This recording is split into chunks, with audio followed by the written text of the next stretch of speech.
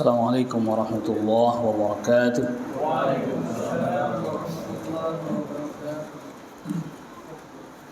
Innal hamdalillah nahmaduhu wa nasta'inuhu wa nastaghfiruh wa na'udzu billah min shururi anfusina wa min sayyiati a'malina man yahdihillahu fala mudilla lahu wa man yudlil fala hadiya lahu. أشهد أن لا إله إلا الله وحده لا شريك له وأشهد أن محمدا عبده ورسوله يا أيها الذين آمنوا اتقوا الله حق تقاته ولا تموتن إلا وأنتم مسلمون يا أيها الناس اتقوا ربكم الذي خلقكم من نفس واحدة وخلق منها زوجها وبث منهما رجالا كثيرا ونساء واتقوا الله الذي تساءلون به والأرحام إن الله كان عليكم رقيبا يا أيها الذين آمنوا اتقوا الله وقولوا قولا سديدا يصلح لكم أعمالكم ويغفر لكم ذنوبكم ومن يطع الله ورسوله فقد فاز فوزا عظيما أما بعد فإن أصدق الحديث كتاب الله وخير الهدي هدي محمد صلى الله عليه وسلم وشر الأمور محدثاتها وكل محدثة بدعة وكل بدعة ضلالة وكل ضلالة في النار. Ikhwatal iman, a'azzakumullah. Pada kesempatan di pagi hari ini kita hendak memulai pembahasan kita pada satu kitab yang penuh dengan keberkahan, yaitu kitab Al-Arba'in An-Nawawiyah. Disebut Kitabul Arba'in An-Nawawiyah karena disebutkan kepada penulisnya, yaitu Al-Imam An-Nawawi rahimahullahu ta'ala. Al-Imam An-Nawawi rahimahullahu ta'ala, beliau sudah sangat terkenal. Jadi kita hanya menjelaskan sedikit saja tentang biografi beliau, tidak panjang lebar. Nanti kemudian kita baru masuk kepada muqaddimahnya Al-Imam An-Nawawi. Karena di dalam muqaddimah Al-Imam An-Nawawi ini beliau menjelaskan apa maksud dari ditulisnya risalah ini. Al-Imam An-Nawawi rahimahullahu ta'ala, nama beliau yaitu Yahya. Namanya hanya Yahya saja. Nama ayahnya Syaraf, Yahya ibn Syaraf ibn Murri ibn Hasan ibn Husain ibn Hizam, yang lalu kemudian beliau berkunyah dengan Abu Zakaria, tapi tidak punya Zakariyanya. Kunyahnya Abu Zakaria, tapi tidak ada Zakariyanya karena tidak punya putra. Ya juga tidak menikah. Ya belum sempat menikah. Beliau lahir bulan Muharram tahun 631 Hijriah. Berarti beliau ini hidup di satu masa yang disebut, ini beliau wafatnya tahun 676 Hijriah. Usia kurang lebih 45 tahun. Usianya 45 tahun. Dan berarti beliau termasuk ulama yang hidup di abad ke-7 Hijriah. Jadi kalau menghitung ulama ini hidupnya di abad berapa, itu dilihat wafatnya. Jadi kalau seandainya beliau umpamanya ada ulama wafat tahun 701 Hijriah, ini sudah masuk ke abad ke-8. Walaupun hanya lebih satu ya. Biasanya wafat tahun 701 Hijriah, maka itu sudah masuk ke dalam abad ke-8. Masuknya ke dalam abad ke-8. Jadi Al-Imam Nawawi, karena Al-Imam Nawawi wafatnya masih pada tahun 676 ya. 676, maka masih masuk ke dalam abad ke-7 Hijriah. Beliau termasuk ulama abad ke-7 Hijriah. Nah, ulama setelah abad ke-3 Hijriah, para ulama yang hidup setelah abad ke-3 Hijriah seringkali disebut sebagai mutaakhirin. Itu ulama yang datang belakangan. Nah, ulama yang di sekitar abad ke-3 Hijriah itu masuk ke dalam mutaqaddimin, para ulama yang terdahulu. Yang belakangan setelah abad ke-3, sebagian mereka menyebutkan, atau sebagian para ulama katakan itu sudah termasuk mutaakhirin. Maka Imam Nawawi masuk mutaakhirin. Kalau ulama hidup di abad ke-19, abad ke-20, maka itu termasuk muasirin, kontemporer. Istilah yang digunakan itu. Nah, Al-Imam Nawawi rahimahullahu ta'ala, beliau lahir di satu desa yang namanya Nawa. Makanya nama belakangnya An-Nawawi, karena itu nama desanya. Di satu daerah Hauran sebelah selatan Damaskus, bulan Muharram. Lalu kemudian beliau pindah ke Damaskus. Bersama dengan keluarganya pindah ke Damaskus. Yang lantas kemudian beliau pun mulai belajar di madrasah, ya di sekolah kalau zaman kita sekarang namanya Ar-Rawahiyah, dan sungguh-sungguh dalam menuntut ilmu. Dan pada sekolah tersebut diajarkan fikihnya mazhab Syafi'i. Ya, di sekolah tersebut diajarkan pelajaran fikihnya mazhab Syafi'i. Tetapi ya tadi beliau pun mempelajari berbagai macam disiplin ilmu yang lain seperti hadis, kemudian bahasa, lughah, dan setelah itu kemudian beliau pun mengajar dan menjadi salah satu guru lah, masyayikh di satu sekolah namanya Darul Hadis Al-Ashrafiyah. Nah, Al-Imam Nawawi rahimahullahu ta'ala ini waktunya habis untuk nuntut ilmu. Setidaknya dalam satu hari itu ada 12 majelis belajar dan mengajar dalam satu hari. Jadi kalau misalnya satu majelisnya 1 jam saja, berarti kalau begitu 12 jam sudah habis untuk digunakan untuk belajar dan mengajar. Dan Al-Imam Nawawi meninggalkan karya tulis yang banyak. Di antara sebab karya tulisnya Al-Imam Nawawi begitu banyak adalah karena apa yang Al-Imam Nawawi pelajari itu yang ditulis. Maka para ulama katakan tahsiluhu ta'lif, apa yang beliau pelajari itu ditulis. Sehingga pada beberapa karya tulis beliau itu seringkali Al-Imam Nawawi belum melakukan tahqiq wa tadqiq, penelitian mendalam dan seterusnya. Kadang beliau kutip sebutkan. Termasuk yang ada pada syarah Sahih Muslim ya, Al-Minhaj, yang kemudian oleh para ulama di belakang mengkritisi sebagian apa yang disebutkan oleh Al-Imam Nawawi di dalam syarah Sahih Muslim terkait sifat-sifat Allah. Itu karena kutip sebutkan, belum lagi diteliti ulang, dicek lagi mendalam.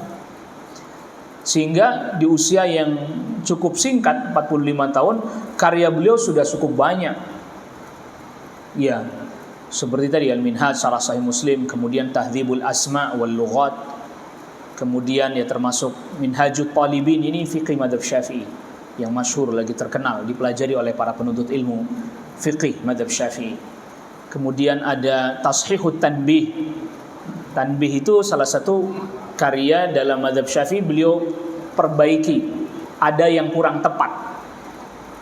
Kemudian Mustalah Hadis At-Taqrib wa Taisir fi Mustalah Hadis, Hilyatul Abrar, wa Syiarul Akhyar yang dikenal kemudian dengan Al-Adhkar An-Nawawiyah, dan masih banyak lagi ya, Riyadhus Shalihin ya. Kemudian Al-Majmu' Syarah Muhadzab, At-Tibyan fi Adab Hamalatil Quran. Ini termasuk beberapa kitab dipelajari di negeri kita, kitab-kitab beliau banyak yang dipelajari. Ya, termasuk Al-Arba'in ini. Nah, Al-Imam An-Nawawi rahimahullahu taala memulai kitabnya Al-Arba'in ini dengan mendatangkan muqaddimah. Jadi muqaddimah yang di dalam muqaddimah ini sudah terkandung banyak ilmu. Baru muqaddimahnya saja sudah banyak ilmu, apalagi isinya. Ya, kita baca bismillahirrahmanirrahim. Berkata Imam An-Nawawi rahimahullahu taala, alhamdulillahi rabbil alamin, qayyumus samawati wal aradin. Segala puji bagi Allah Rabbul Alamin, qayyumus samawati wal aradin, yang mengatur dan mengendalikan langit bumi. Ini nama Allah ya, Al-Qayyum. Mudabbirul khalaiqi ajma'in, yang mengatur seluruh makhluk. Ba'ithur rusuli salawatullahi wa salamuhu alaihim ajma'in ilal mukallafin, yang mengutus para utusan seluruhnya kepada al-mukallafin. Istilah mukallafin, mukallaf, tentu kita pernah dengar istilah ini. Mukallaf itu orang atau makhluk yang dikenakan beban tanggung jawab menunaikan kewajiban. Itu mukallaf. Istilah mukallafin ini banyak diperbincangkan oleh para ulama karena istilah ini digunakan oleh mutakallimun, para ulama ahlul kalam. Karena istilah-istilah ini tidak begitu banyak digunakan oleh para ulama terdahulu. Pendahulu tidak pakai istilah mukallaf. Karena kalau diterjemahkan, mukallaf ini artinya orang yang dibebani.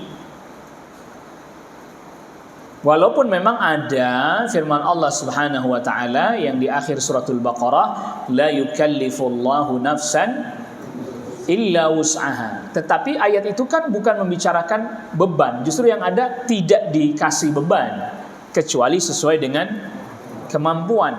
Maka istilah mukallaf ini banyak dikritisi oleh sebagian para ulama. Untuk memberikan hidayah kepada mereka, Allah mengutus para utusan untuk memberikan hidayah kepada mukallafin. Hidayah, apa yang dimaksud dengan hidayah di sini adalah hidayatul irsyad wal bayan. Hidayah berupa penjelasan. Jadi para nabi dan para rasul itu diutus untuk memberi hidayah. Tapi yang diberikan oleh para nabi dan para rasul itu hidayah berupa penjelasan. Bukan hidayah menjadikan orang terima pada kebenaran. Kalau itu mutlak milik siapa? Milik Allah Rabbul Alamin. Tapi hidayah yang berupa penjelasan itu tugasnya para nabi dan para rasul alaihimussalatu wassalam ajma'in. Maka kalau ada orang yang berkata, Anda kok tidak mau ibadah dan seterusnya, belum dapat hidayah, tapi dia tidak mau nuntut ilmu, gimana mau dapat hidayah? Belajarnya aja tidak mau. Ya, belajarnya nuntut ilmunya nggak mau, tapi mau dapat hidayah. Kan hidayah awalnya itu nggak bisa orang langsung menerima. Startnya atau permulaannya adalah penjelasan. Dikasih penjelasan dulu, dia faham, dia ngerti, lalu kemudian Allah bukakan hatinya jadi mau menerima. Nah, hidayah yang itu milik Allah. Tapi hidayah berupa al-irsyad wal bayan, hidayah ilmu, ya kita harus belajar. Kalau tidak belajar gimana mau dapat hidayah? Jadi kalau ada orang yang bertanya, hidayah itu dijemput atau kemudian kita diam aja? Ya kalau ilmu ya harus dijemput, didatangi, dipelajari. Dan Rasulullah SAW sabdakan, hadis sahih diriwayatkan Al-Imam Ibnu Majah, talabul ilmi faridatun ala kulli muslim. Wa bayani syara'i'id din, dan menjelaskan syariat agama biddalailil qat'iyyati, dengan dalil-dalil yang qat'i, dalil-dalil yang pasti. Al-Quran itu dalil qat'i, pasti benarnya. Wa wadihatil barahin, dan bukti-bukti yang jelas. Ahmadu ala jami'i ni'amihi, aku memuji kepada Allah atas seluruh nikmat Allah. Nah, pujian itu, memuji Allah itu ada dua macam. Yang pertama memuji Allah karena memang Allah yang paling berhak dipuji dan disanjung. Itu nggak nunggu dapat nikmat baru muji Allah kalau yang itu. Makanya misalnya ada orang lagi dalam keadaan susah, sulit, berat, tetap wajib sholat nggak dia? Tetap wajib ya. Orang susah, sulit, kena musibah, sholat tetap wajib. Sholat 5 waktu wajib. Nah pas lagi sholat dia baca apa? Alhamdulillah Rabbil Alamin. Tetap dia baca itu. Dia muji Allah walaupun dalam keadaan sulit. Begitu. Jadi nggak lantas karena saya lagi kena musibah saya nggak mau sholatnya baca Alhamdulillah Rabbil Alamin. Saya mau baca ayat tentang musibah aja. Sah sholatnya? Nggak sah. Karena dia tetap harus memuji Allah Rabbul Alamin dalam setiap keadaan. Yang kedua adalah memuji. Yang tadi pujian kepada Allah karena memang Allah yang paling berhak untuk dipuji. Yang kedua memuji Allah fi muqabalatin ni'am, karena Allah yang memberikan dan melimpahkan apa? Nikmat. Jadi kalaulah kita diberi dalam keadaan tadi yang paling berat, yang paling sulit sekalipun, tetap muji Allah nggak? Maka Rasulullah SAW pernah dalam keadaan sakit, beliau tetap mengatakan Alhamdulillahi ala kulli hal. Segala puji bagi Allah dalam setiap keadaan. Mau keadaannya susah, sulit, sempit, tetap memuji Allah. Karena memang hanya Allah yang berhak untuk dipuji. Yang kedua adalah memuji Allah karena diberi nikmat oleh Allah Rabbul Alamin. Pada hakikatnya dua-duanya ini tidak bisa dipisahkan sebenarnya. Kenapa nggak bisa dipisahkan? Karena tidak pernah kita bisa lepas dari nikmat Allah dalam keadaan yang paling sulit dan paling berat sekalipun. Kita dalam keadaan sulit, keadaan berat, tetap nggak ada nikmat Allah pada diri kita nggak? Ada, setidaknya masih hidup itu nikmat itu. Iya, masih diberikan kehidupan itu apa? Nikmat. Termasuk juga lagi kena musibah, masih diberi kesabaran, itu nikmat enggak itu? Nikmat dari Allah Rabbul Alamin. Wa as'aluhul mazida min fadlihi wa karamih, dan aku memohon kepada Allah tambahan nikmat dari anugerah dan kedermawanannya Allah Rabbul Alamin. Kita boleh meminta tambahan nikmat, dan nikmat itu dua macam. Yang pertama nikmat yang zahirah, nikmat yang zahir. Yang kedua adalah nikmat batin. Kalau nikmat zahir semuanya dikasih. Semuanya dikasih nikmat zahir. Orang kafir dikasih makanan oleh Allah, kasih minuman, kasih pakaian, kasih tempat tinggal, bagusan dia kadang. Ya, orang kafir ya. Tapi nikmat batin, nikmat iman, mengenal Allah Rabbul Alamin, lezatnya beribadah kepada Allah Rabbul Alamin, nikmatnya menuntut ilmu, itu enggak dikasih kepada semua orang. Enggak diberikan kepada semua orang. Nah, pertanyaannya, kira-kira kita lebih kenceng ngejar nikmat zahir apa nikmat batin? Pengakuan jujur nikmat zahir. Iya, itu pengakuan jujur. Kita ngejar nikmat zahir, kerja berapa? 8 jam ya? Wah, Masya Allah kerja 12 jam. Lembur. Giliran nikmat batin 2 jam itu kayaknya lama bener ini Ustadz, nggak selesai-selesai. Ya Allah, apa sih ini yang dibahas ya? Gitu nih. Jadi nikmat zahir, nikmat batin. Makanya nikmat batin itu ya tidak semua orang dapat ya Pak. Tidak semua orang mendapatkan kenikmatan itu.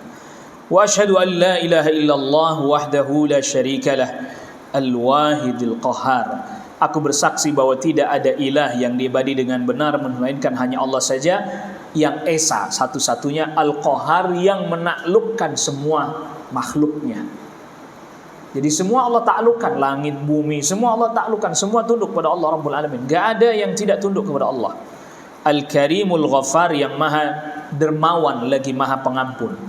Wa asyhadu anna Muhammadan wa asyhadu anna sayyidana Muhammadan abduhu wa rasuluh wa habibuhu wa khaliluh. Dan aku bersaksi bahwa Nabi Muhammad SAW hamba dan utusan Allah, wa habibuhu, orang yang dicintai oleh Allah, wa khaliluhu, dan kekasih Allah. Al-khullah, khalil, itu kedudukannya lebih tinggi dibandingkan habib. Al-Imam Ibnu Qayyim rahimahullahu ta'ala katakan, yang namanya khalil itu yang kecintaan masuk ke dalam relung-relung hati. Jadi khullah itu ibaratnya pojok-pojoknya kena semuanya. Kalau habib itu dicintai secara umum. Tapi kalau khalil itu lebih spesifik lagi. Afdhalul makhluqin, dan beliau adalah seutama-utamanya makhluk. Al-mukarramu bil Qur'ani, yang dimuliakan dengan Al-Qur'an. Allahu Akbar. Jadi Nabi sallallahu alaihi wasallam menjadi mulia sebab diwahyukan kepada beliau sallallahu alaihi wasallam apa? Al-Qur'an. Maka juga umatnya juga dimuliakan dengan Al-Qur'an. Al-Aziz, yang Al-Quran Al-Aziz, Al-Quran yang mulia. Al-Mu'jizat, yaitu mu'jizat, Al-Mu'jizatil Mustamirrati ala ta'aqubis sinin. Dan Al-Quran adalah mu'jizat yang kekal selama-lamanya. Wabis sunani, dan Nabi SAW dimuliakan yang kedua tadi, pertama dengan Al-Quran, yang kedua dengan sunnah. Nabi SAW dimuliakan oleh Allah Rabbul Alamin, pertama Al-Quran, yang kedua dengan sunnah. Al-mustanirati lil mustarsyidin, yang memberikan cahaya bagi orang yang ingin mencari dan mendapatkan petunjuk.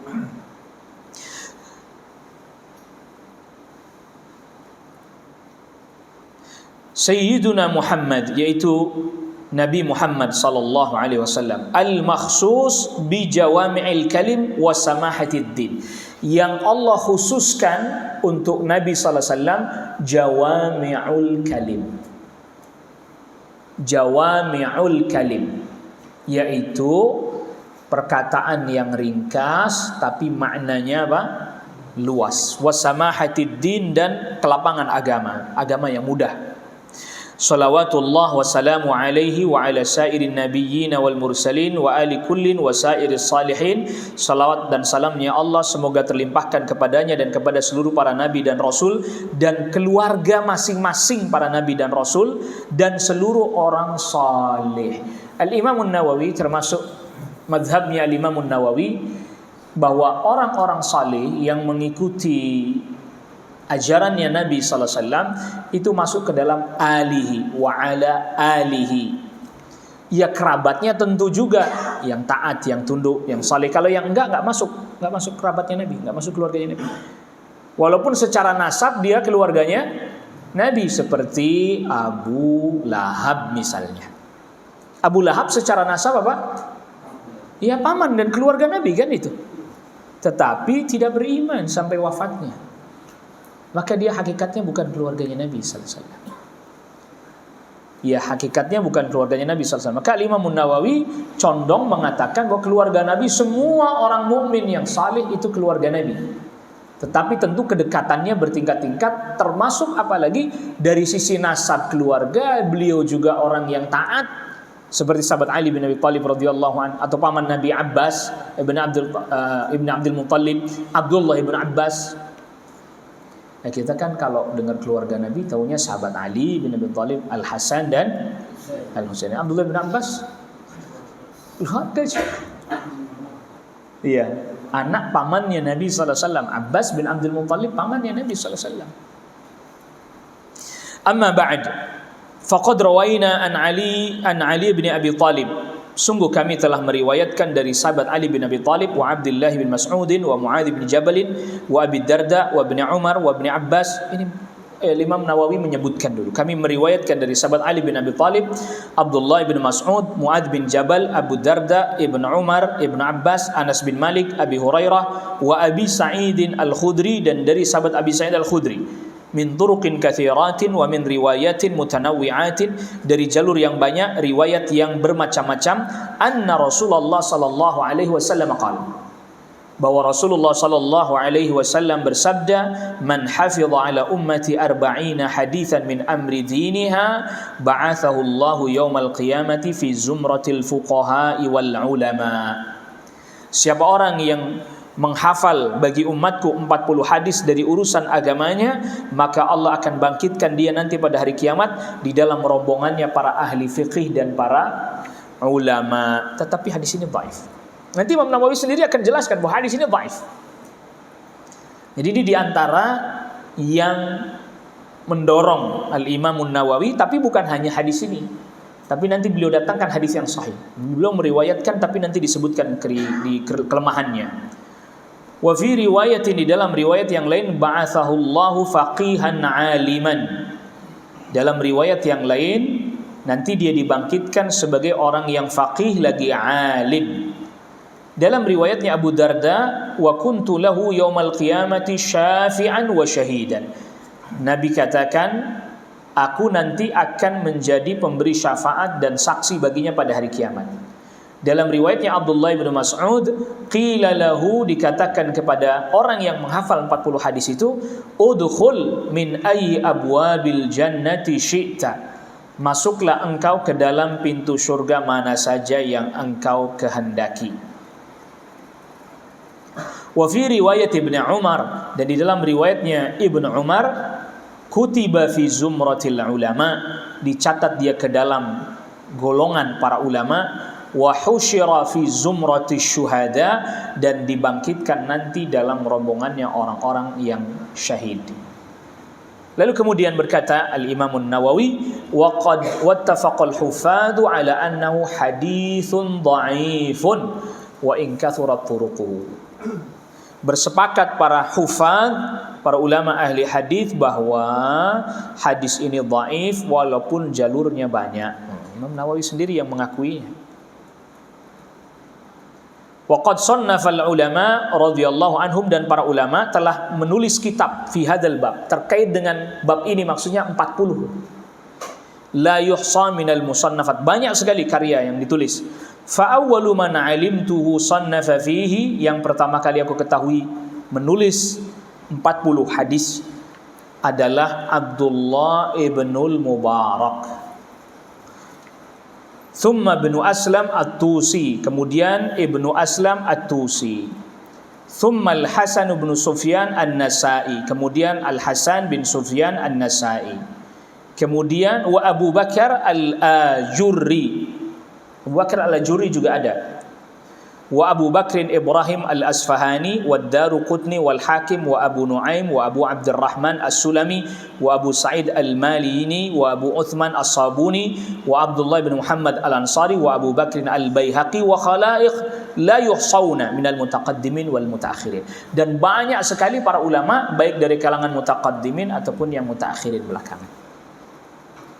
Nah, Al-Imam Nawawi rahimahullahu ta'ala hendak menempuh jalan seperti para ulama terdahulu. Memang mereka tidak mensyaratkan yang sahih kalau yang terdahulu.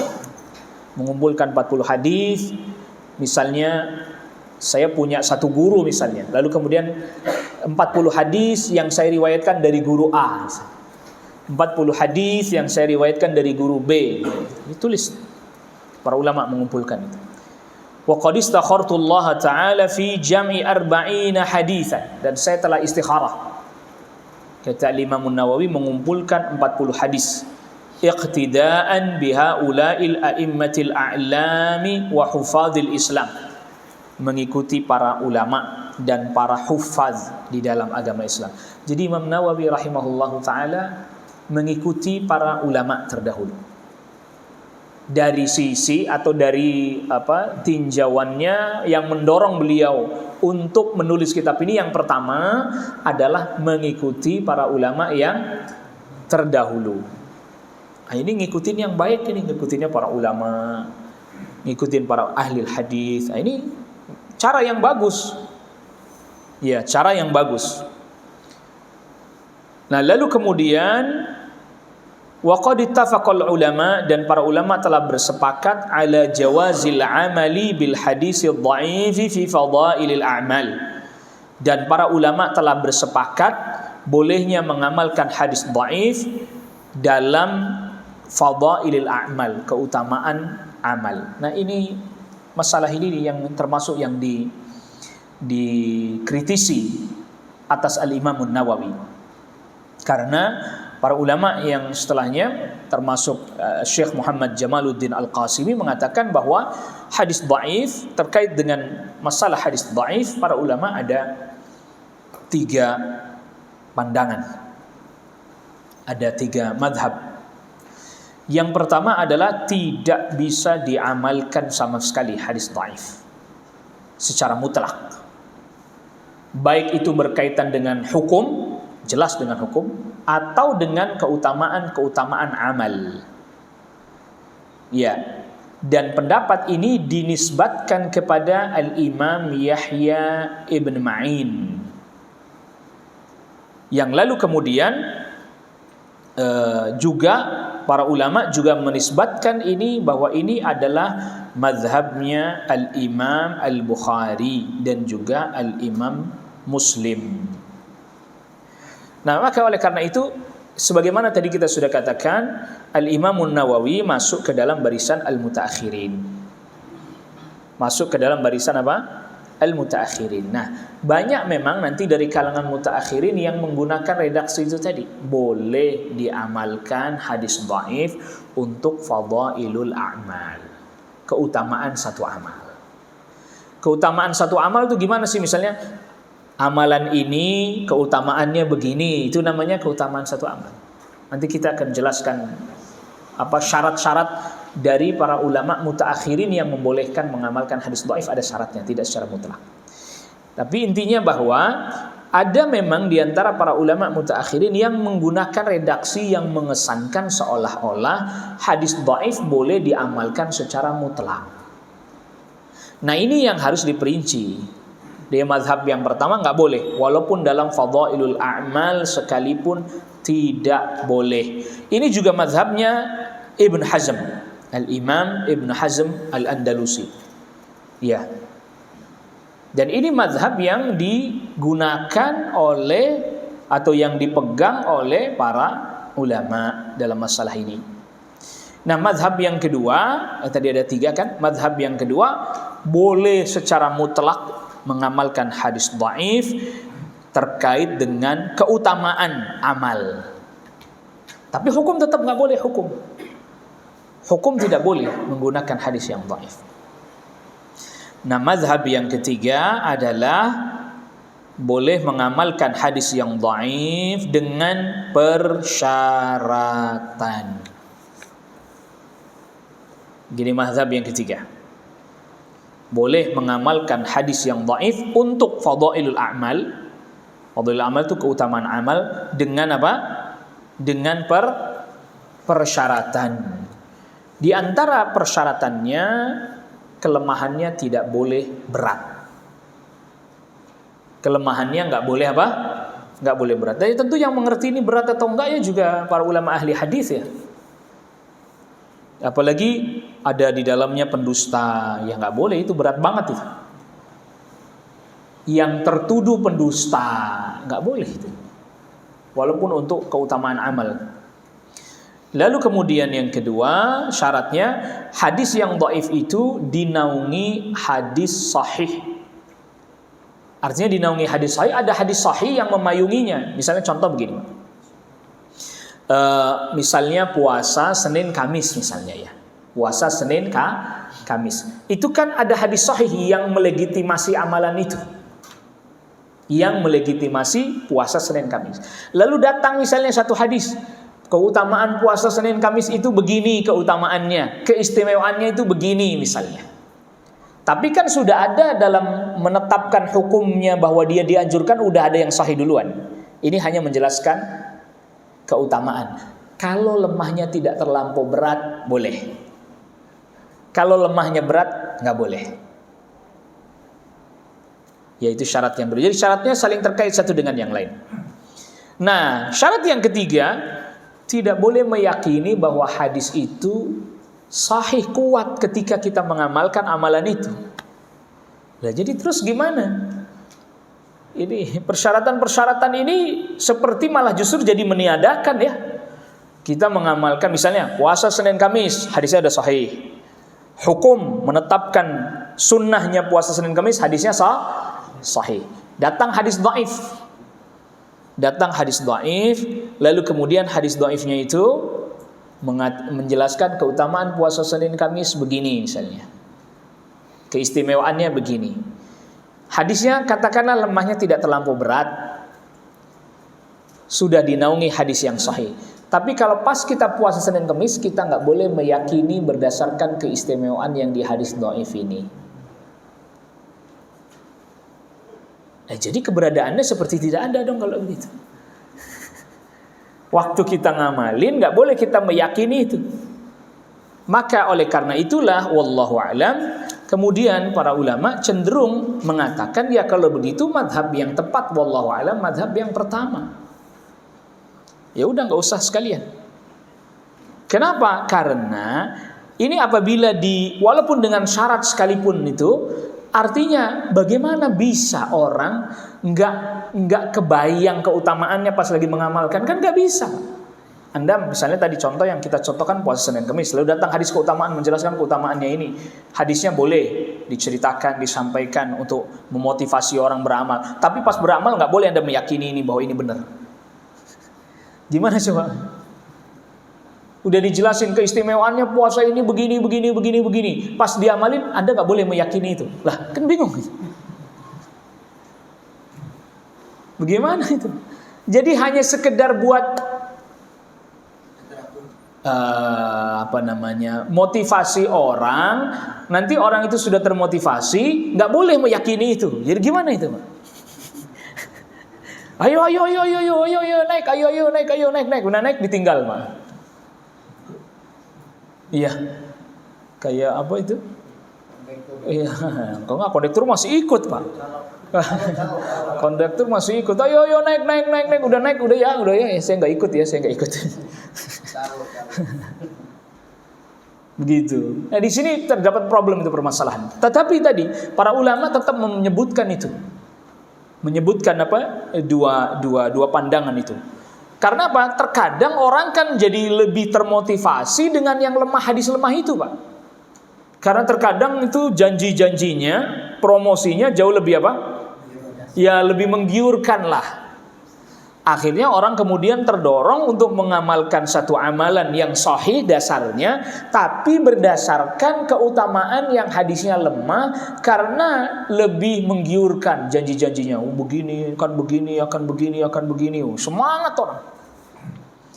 Nah pertanyaannya sederhana saja.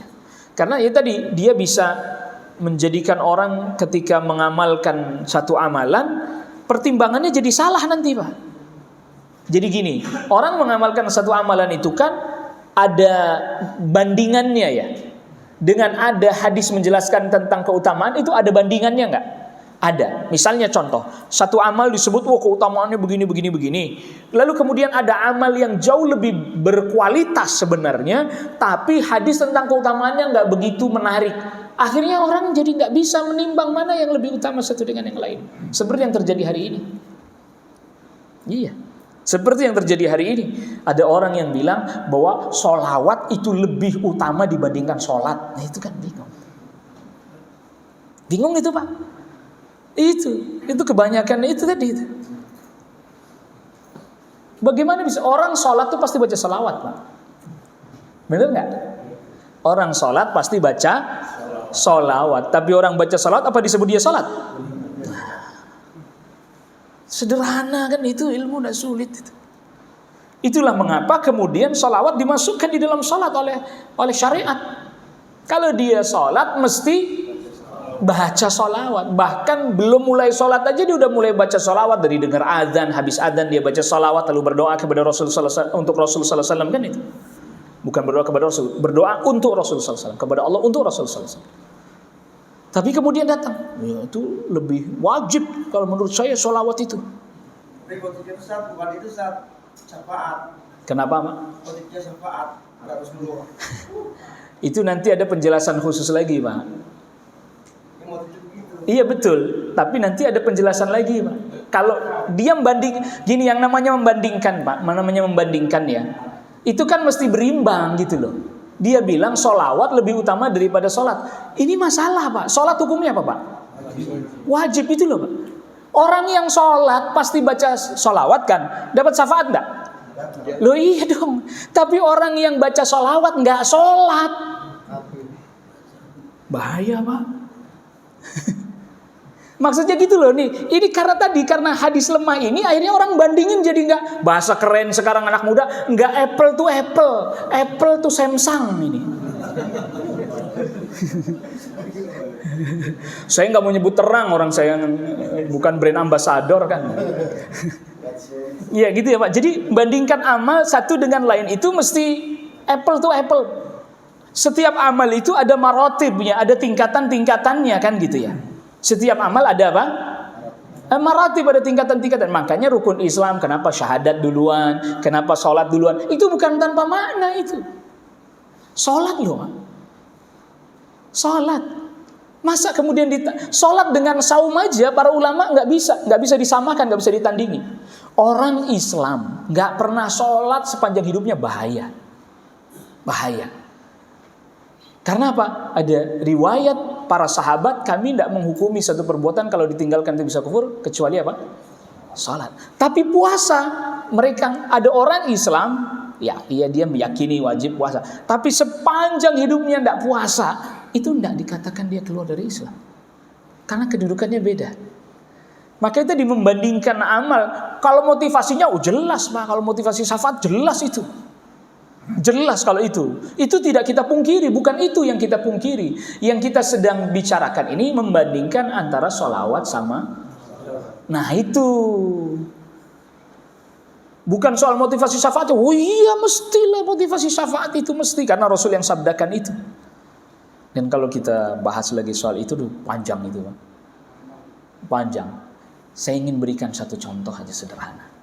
Contoh sederhana aja. Kalau kita mau berdoa terkait sholawat, kalau kita mau berdoa, kita sebelum berdoa permintaan kita memuji Allah dulu, betul? Yang kedua, nah, kenapa? Ya oke, sebelum itu. Sholawat apa artinya? Sholawat apa artinya? Sholawat artinya dulu. Doa, iya benar doa benar doa. Tapi kan doa spesifik dia Pak, bukan doa secara umum sudah. Meminta kepada Allah agar supaya apa? Rasul diberikan tambahan keutamaan, keagungan dan kemuliaan. Betul nggak? Ya itu tuh selawat. Jadi bukan minta sama Rasul lah. Minta kepada Allah agar Allah tambahkan pengagungan, kemuliaan kepada Nabi sallallahu alaihi wasallam, kepada Rasul sallallahu alaihi wasallam. Yang nanti dampaknya apa? Ya, ke kita yaitu syafaat. Jelas ini sudah. Rutenya udah jelas. Iya. Rutenya sudah jelas ya. Jadi betul motivasi syafaat jelas itu mesti. Nah, selanjutnya syafaat nanti pada hari kiamat. Betul nggak? Yang kita minta syafaat pada hari kiamat ya kan?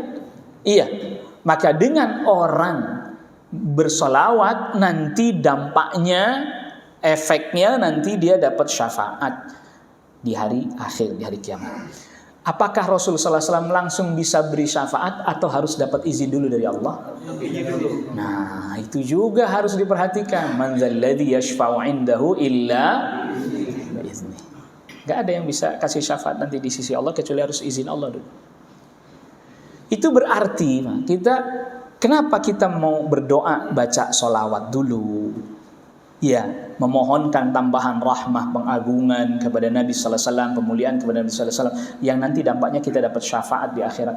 Itu ngajarin kepada kita agar prioritas doa kita urusan akhirat.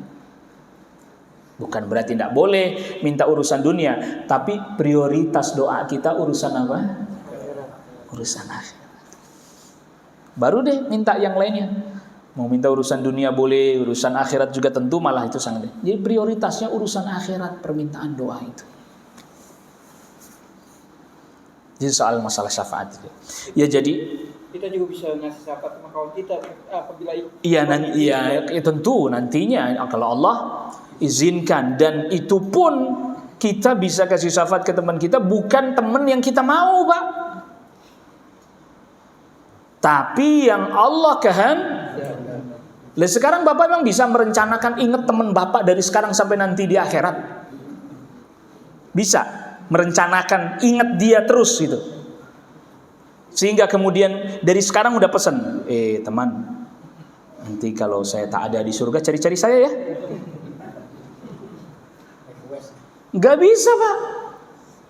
Gak bisa request loh. Kok gak bisa request ya? Karena Kita dijadikan ingat sama siapa? Siapa yang jadikan kita ingat? Karena Allah. Ya Allah. Iya. Nabi Ibrahim alaihissalam dijadikan lupa sama ayahnya setelah ketemu, lalu kemudian mau dibawa ke surga, Allah Rabbul Alamin gak perkenankan, dirubah rupanya oleh Allah Rabbul Alamin seperti hewan buas. Coba lihat siapa di belakang, padahal udah pegangan bajunya. Saya tidak tahu ya Allah, lempar ke dalam neraka. Lupa akan orang tuanya, lupa akan ayahnya. Jadi nggak bisa direncanain dari sekarang.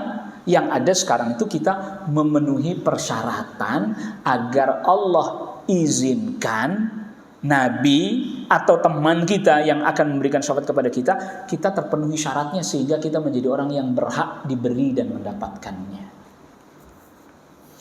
Itu masih banyak yang agak kurang tepat dalam memahami itu. Maka ini tadi di antara dampaknya meriwayatkan hadis-hadis yang dhaif, walaupun dalam masalah fadail amal tadi orang membandingkan amal satu dengan yang lain jadi nggak match tadi. Bagaimana kok kedudukan salat disamakan dengan sholawat?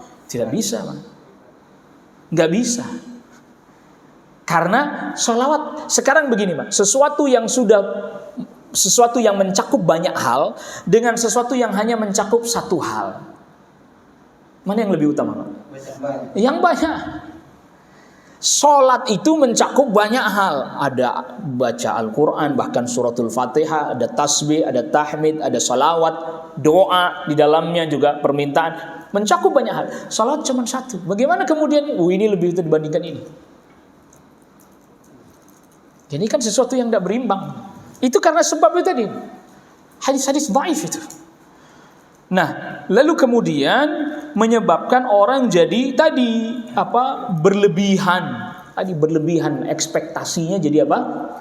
Berlebihan karena mungkin hadis-hadis yang menjelaskannya ini keistimewaannya begitu hebat lah, bombastis gitu ya. Akhirnya ekspektasinya apa? Berlebihan. Ditambah lagi bisa menyebabkan kekeliruan dalam banyak hal akhirnya. Sekarang, kenapa orang ketika disebutkan tentang janji Allah tentang surga nggak menarik? Ya karena nggak tahu. Artinya nggak tahu ini nggak detail ilmunya tentang itu. Nggak menarik dan nggak dia ulang-ulang kan? Coba yang namanya sponsor itu, Pak. Mungkin awal mula Anda lihat iklan nggak menarik, tapi lihat terus, lama-lama apa? Ya tertarik juga kan? Begitu juga sama ketika Allah Rabbul Alamin sebutkan surga dengan kenikmatannya, kita kenapa nggak tertarik? Karena nggak gitu paham. Malah sebagian orang justru malah mengatakan, ya itu yang ada disebutkan itu kan cuman kiasan aja. Oh, makin tambah nggak menarik itu. Makin tambah nggak menarik. Nah, maka orang atau mereka yang memang betul-betul memahami hal ini, ya tetap dia akan berhati-hati kendati pun dalam urusan fadail amal sekalipun. Maka perkataannya Al-Imam Nawawi, para ulama telah bersepakat, ini kurang tepat ya. Para ulama telah bersepakat bahwa boleh mengamalkan hadis dhaif dalam fadail amal, ini kurang tepat. Wa ma'a hadza, walaupun demikian, jadi dengan semua apa yang disebutkan ini, falaisa i'timadi ala hadzal hadis. Tapi sandaran saya yang menjadi pegangan saya bukan hadis-hadis yang lemah ini, bukan. Ini Imam Nawawi mengakui sendiri, hadis-hadis ini lemah dan saya tidak menjadikan itu sebagai sandaran. Tetapi sandaran saya adalah bal ala qauli sallallahu alaihi wasallam fil ahadits sahihah. Tetapi sandaran saya adalah hadis-hadis yang sahih. Seperti contohnya liuballighi syahid minkumul ghaib, yang hadir sampaikan kepada yang tidak hadir. Ini kan hadis sahih ini. Begitu juga sabda Nabi sallallahu alaihi wasallam, naddarallahu imra'an sami'a maqalati fawa'aha fa'addaha kama sami'aha. Semoga Allah memberikan pancaran cahaya kepada seseorang yang mendengarkan perkataanku, dia memahaminya, dia menghafalkannya, lalu kemudian dia sampaikan sebagaimana dia dengar. Ini hadis sahih. Jadi Al-Imam Nawawi katakan bukan yang jadi sandaran saya adalah hadis yang lemah yang tadi saya sebutkan, yang menghafal 40 hadis dari umatku maka dia akan dibangkitkan sebagai ulama, sebagai fuqaha, bukan itu. Dalil yang jadi sandarannya adalah hadis-hadis yang sahih yang beliau sebutkan. Dan kemudian kata Al-Imam An-Nawawi rahimahullahu ta'ala menjelaskan para ulama dulu ada yang mengumpulkan Al-Arba'in. Thumma minal ulama man jama'al arba'in fi usuluddin. Ada di antara para ulama mengumpulkan 40 hadis tapi satu tema, yaitu terkait dengan pokok agama saja, usuluddin. Lalu kemudian wa ba'dhum fil furu', sebagian mereka mengumpulkan 40 hadis terkait furu', yaitu masalah cabang-cabang dalam urusan agama. Wa ba'dhum fil jihad, sebagian mereka mengumpulkan 40 hadis temanya tentang jihad. Arba'una haditsan fil jihad, 40 hadis terkait jihad. Wa ba'duhum fiz zuhud, sebagian mereka ada yang mengumpulkan 40 hadis terkait dengan zuhud. Wa ba'duhum fil adab, sebagian mereka mengumpulkan 40 hadis temanya tentang adab. Wa ba'duhum fil khutabi, sebagian mereka mengumpulkan 40 hadis terkait dengan khutbah-khutbahnya Nabi sallallahu alaihi wasallam. Wa kulluha maqasidu salihatun, semuanya adalah maqasid salihah, semuanya adalah tujuan yang baik. Radhiyallahu an qasidiha, semoga Allah meridai mereka para ulama yang telah menulis itu semuanya. Wa qad ra'aitu arba'in ahamma min hadza kullih, dan saya berpandangan bahwa ada yang lebih penting daripada arba'in yang disebutkan sebelumnya. Nah, ini yang mau ditulis Al-Imam Nawawi.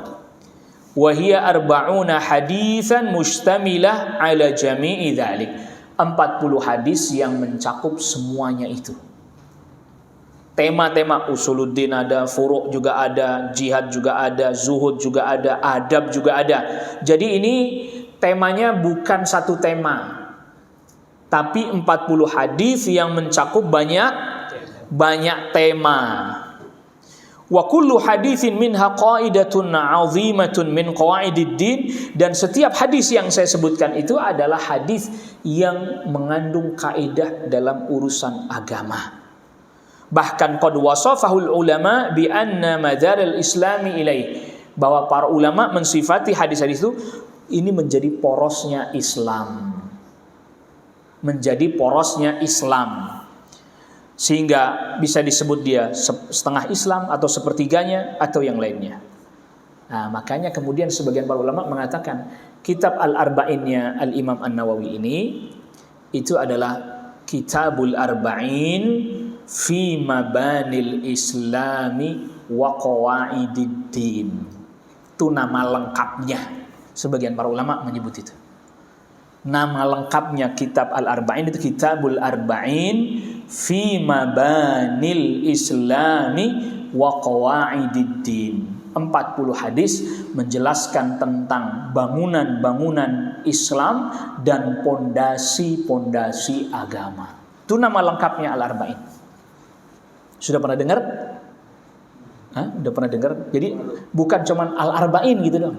Kitabul Arba'in fi mabanil Islami wa qawaididdin. 40 hadis menjelaskan bangunan-bangunan Islam dan pondasi-pondasi agama. Kitab yang agung ini, luar biasa. Makanya temanya berbeda-beda, nggak sama satu dengan yang lain. Karena memang ini setiap hadis menjelaskan tentang kaidah-kaidah agama, pondasi-pondasi agama. Sebagaimana hadis yang disebutkan pertama ya hadis niat ya, innamal a'malu binniyat. Kemudian Al-Imam An-Nawawi rahimahullahu taala berkata, "Tsumma altazimu fi hadhil arba'in an takuna sahihatan." Kemudian aku mengharuskan pada diriku sendiri 40 hadis yang aku sebutkan ini sahih semuanya. Mu'dhamuha fi sahihail Bukhari wa Muslim. Kebanyakannya hadis-hadis yang saya sebutkan ini terdapat dalam Sahih Bukhari dan Sahih Muslim.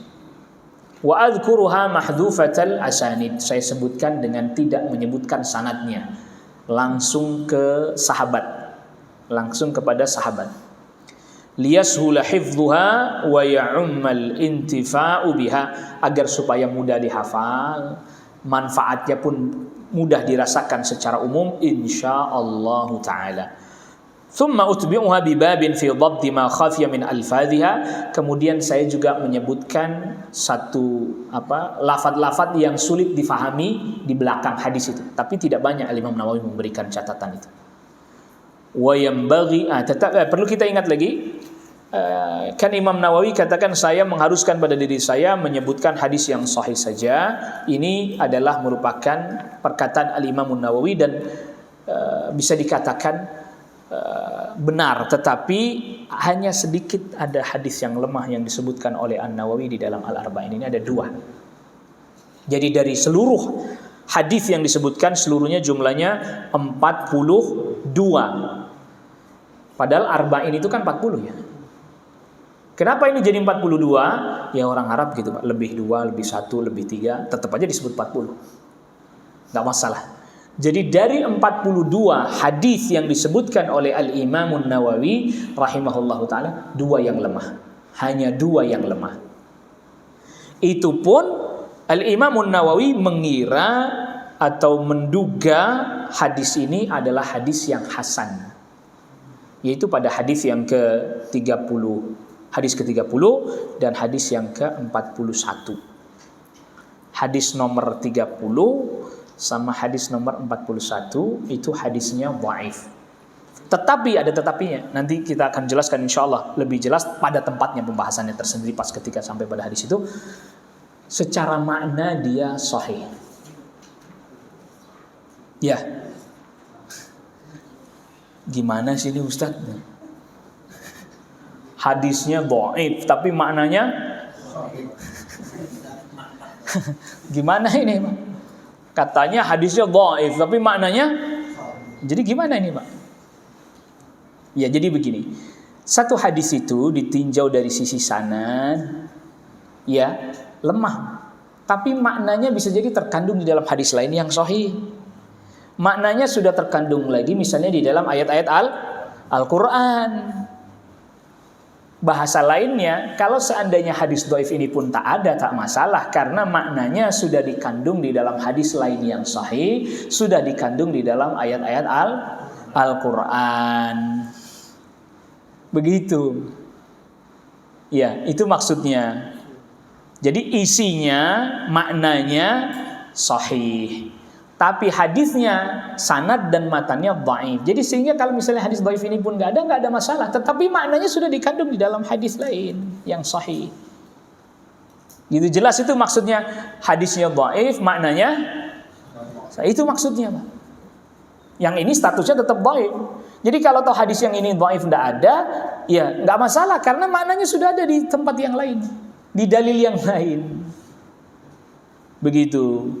Seperti misalnya hadis yang ke-30 yang tadi kita sebutkan hadis lemah. Itu sabda Nabi, "Innallaha farada faraidha fala tudayyi'uha." Sesungguhnya Allah mewajibkan kewajiban-kewajiban, jangan kalian sia-siakan, jangan kalian tinggalkan. Terkandung enggak di dalam hadis-hadis lain, ayat-ayat lain? Enggak boleh ninggalin kewajiban. Ada enggak terkandung di dalam ayat hadis yang lain? Ada. Wa hadda hududan fala ta'taduha. Allah memberikan batasan-batasan aturan, jangan engkau melampauinya. Ada enggak dikandung dalam hadis lain? Ada. Allah mengharamkan sesuatu yang Allah haramkan, wa harrama asya'a fala tantahikuha, dan Allah mengharamkan sesuatu maka jangan kalian melanggarnya. Ada enggak di dalam hadis yang lain? Ada, disebutkan makna itu ada. Tapi lafadznya enggak begini.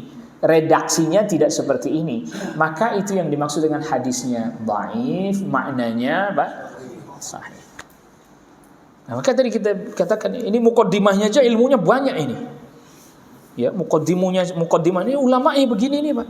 Baru nulis muqaddimah aja ilmu semua isinya ini. Baru muqaddimah belum masuk. Lalu kemudian berkata Imam Nawawi, wa yanbaghi likulli raghibin fil akhirah, dan seyogianya bagi setiap orang yang rindu akan akhirat, ay ya'rifa hadhil ahadits, dia mengetahui hadis-hadis yang saya sebutkan ini. Limashtamalat alaihi minal muhimmat wahtawat alaihi minat tanbih ala jami'i ta'at, karena Hadis-hadis yang disebutkan oleh Imam Nawawi mengandung perkara yang sangat penting dan mencakup segala bentuk ketaatan. Wa dzalika zahirun liman tadabbarah. Dan itu akan nampak bagi orang yang mentadabburi hadis-hadis ini, mempelajarinya, merenunginya. Wa 'alallahi i'timadi, dan hanya kepada Allah aku bersandar, wa ilaihi tafwidi wastinadi, dan aku serahkan segala urusanku hanya kepada Allah, walahul hamdu wan ni'mah wa bihi taufiq wal ismah, dan hanya milik Allah lah pujian dan nikmat, dan hanya kepada Allah kita memohon diberikan kemampuan untuk mengerjakan ketaatan dan dijaga oleh Allah Rabbul Alamin. Wallahu ta'ala a'la wa a'lam.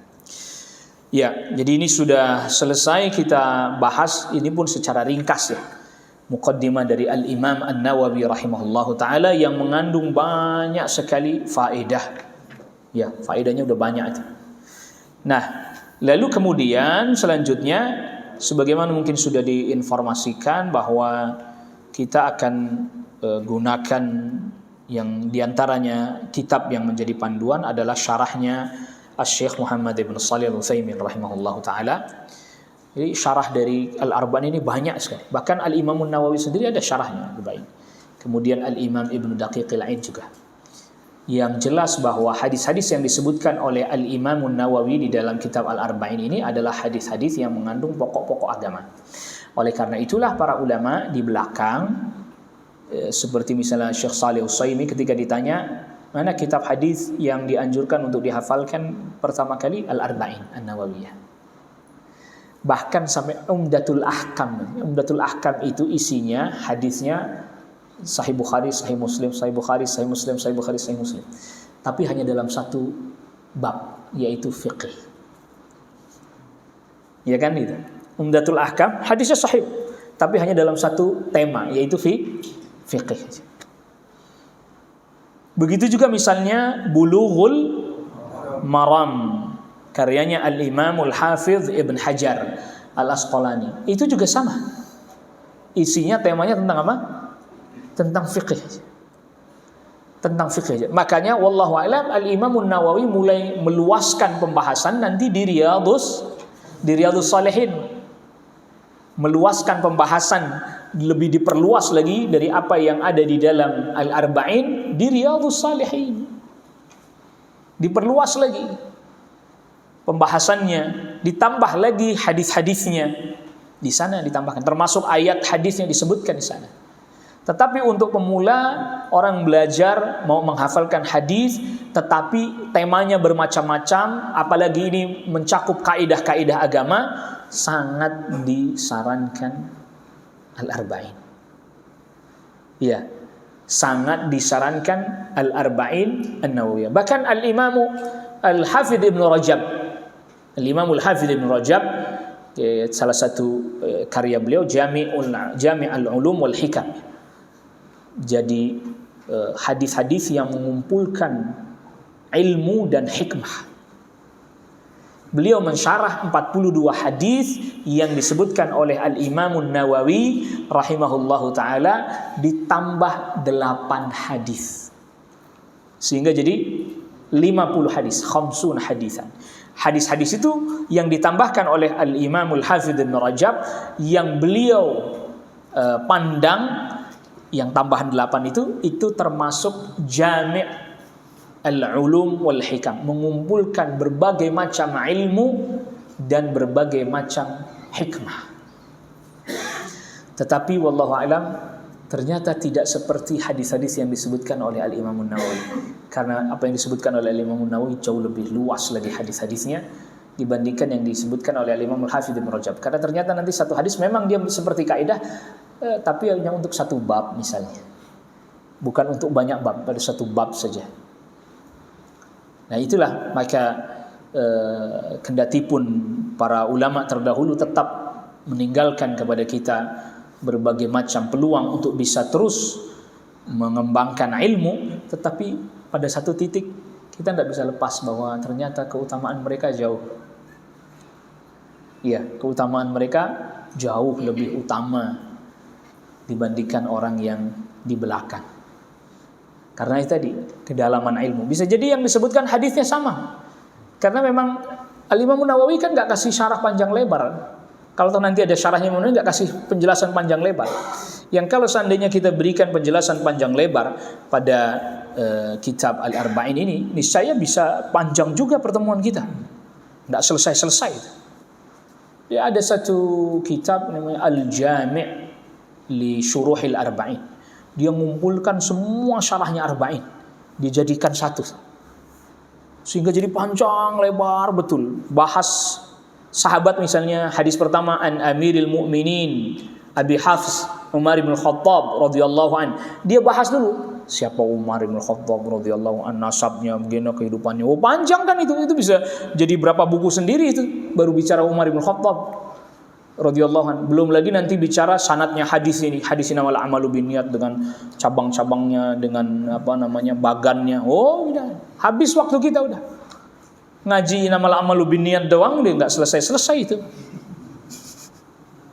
Belum lagi isi dan kandungannya. Belum lagi mengamalkannya. Allahu akbar. Tentu kita tidak menempuh metode yang itu. Kalau itu terlalu panjang. Ya waktunya juga terlampau lama. Dan kita juga nggak sanggup berlama-lama kalau gitu. Iya.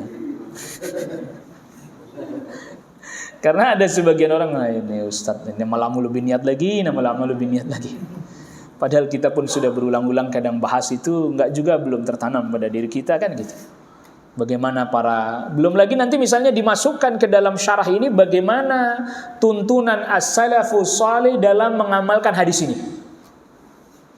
Tuh, panjang lagi nih ceritanya nih. Bagaimana mengamalkan tuntunan salafus salih dalam mengamalkan hadis innamal a'mal binniyat. Jadi contoh-contoh mereka, bagaimana cara mereka mengamalkan hadis ini. Luar biasa itu. Kasih contoh satu aja. Kita belum masuk hadisnya, kita kasih ceritanya satu, dan ini cerita yang sahih. Gitu. Memang kita senang dengar cerita memang. Tadi kan disebutkan Abdullah ibn Mubarak oleh Al-Imam Nawawi mengumpulkan juga arba'in, bahkan dianggap beliau yang pertama. Dan itu juga mengapa kemudian semisal Al-Imam Nawawi mendahulukan hadis innamal a'malu binniyat, bahkan termasuk Al-Imam Al-Bukhari. Karena ternyata ini begitu penting sekali kedudukan niat ini. Abdullah ibn Mubarak itu pernah beliau mendatangi satu negeri, dan biasanya beliau datang ke negeri itu orang-orang pada kumpul agar supaya dibacakan hadis oleh Abdullah ibn Mubarak. Dan ada seorang pemuda yang biasanya datang untuk membantu keperluan beliau di negeri itu. Singkat cerita, ketika beliau datang ke negeri itu untuk kesekian kalinya, pemuda itu nggak ada.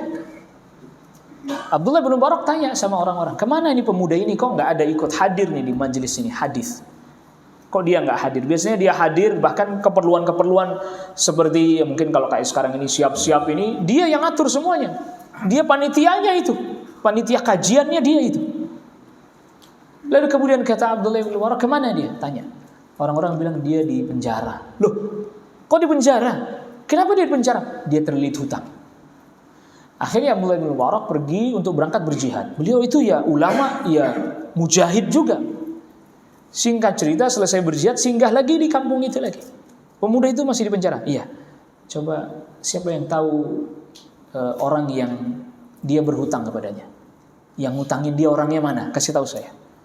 Akhirnya malam hari didatangi oleh Abdullah bin Mubarak orang itu, lalu kemudian saya bayarin hutangnya pemuda itu. Tolong besok bebasin, tapi jangan kasih tahu saya yang bayarin hutangnya. Selama saya masih hidup jangan kasih tahu saya yang bayarkan hutangnya. Singkat cerita besok dibebasin. Besok dibebasin, pemuda itu langsung hendak menemui Abdullah bin Mubarak. Dia nggak tahu cerita. Dia senang karena dengar Abdullah bin Mubarak datang, dia ingin berjumpa. Ternyata Abdullah bin Mubarak sudah berangkat menuju pulang. Hendak pulang. Dikejar sama pemuda ini. Akhirnya dikejar, berjumpalah, lalu kemudian Abdullah bin Mubarak tanya, kemana aja Anda? Saya di penjara. Loh, kenapa di penjara? Ya karena saya terlilit hutang. Loh, kok sekarang bisa bebas? Iya, ada orang yang saya tidak tahu siapa dia bayarkan hutang saya. Apa sikapnya Abdullah bin Mubarak? Abdullah bin Mubarak katakan, memujilah engkau kepada Allah, karena Allah lah yang telah memudahkan segala urusanmu sehingga engkau lepas dari penjara. Dia langsung alhamdulillah. Enggak terus dia bilang, kamu nggak tahu siapa orangnya. Saya itu orangnya, enggak bilang begitu. Luar biasa bisa menyembunyikan amal.